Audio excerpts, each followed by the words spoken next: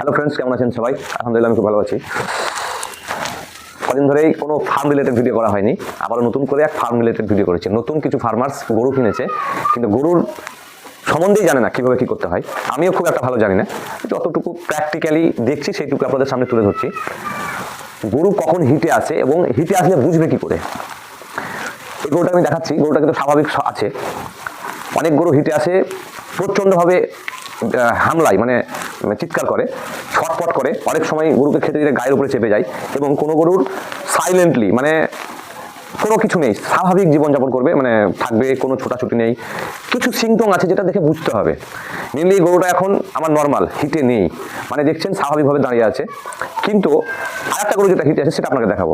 গরুটা আমার হিটে আছে, সাইলেন্ট হিট, মানে চিৎকার চেঁচামেচি করবে না, একটু ছটপট করবে, কিন্তু নতুন চাষিরা বুঝতে পারবে না।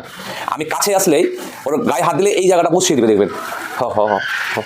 এই দেখুন, এই দেখুন, এই জায়গাটা বসে যাচ্ছে, মানে এই শিরদাঁড়াটা একবারে কুঁকড়ে দিবে। এবং অনেক সময় এই জায়গাটায় হাত দিলে মানে এই যে দেখুন, এই যে দেখতে পাচ্ছেন বসিয়ে দিল। এটা হচ্ছে সাইলেন্ট হিটের একটা লক্ষণ। এবং অনেক সময় অনেক গরু এরকম না করলেও দুধ সঠিক দিবে না, পাঠাবে না, এবং 50% দুধ চলে আসবে। অনেক গরু চেঁচামেচি করবে, এই ঠিক পেচ্ছাপের রাস্তা দিয়ে সাদা সাদা মিউকাস যাবে। এবং অনেক সময় দেখবেন অনেক গরুর উপরে লাফালাফি করবে, চেপে যাবে, চিৎকার করবে।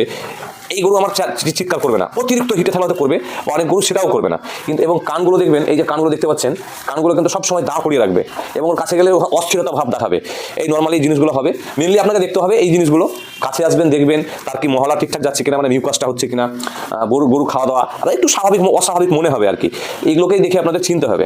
মানে একটা বন্ধু মেনলি একটা গরু কিনে দিয়েছিলাম, সে বন্ধু নর্মালি চিনতেও পারেনি, জানতেও পারেনি, 6-7 মাস 1 বছর হয়ে গেলেও সে গরুকে এআই করাতে পারেনি, সাইলেন্ট হিট। তাই তো এই ধরনের ভুল করবেন না। সবসময় গরু পুষতে গেলে আপনাকে পাশে থাকতে হবে, গরু দেখতে হবে, গরু বুঝতে হবে ও কি চাইছে, আপনি কি বুঝতে পারছেন, আপনাকে অ্যাবজর্ব করতে হবে, তাহলেই আপনি ফার্মার্স হতে পারবেন, নচেত পারবেন না। তো ধন্যবাদ, বেশি ভিডিও বড় করবো না। ভিডিওটা ভালো লাগলে অবশ্যই শেয়ার করবেন, লাইক কমেন্ট ফলো দিয়ে পাশে থাকবেন। ধন্যবাদ।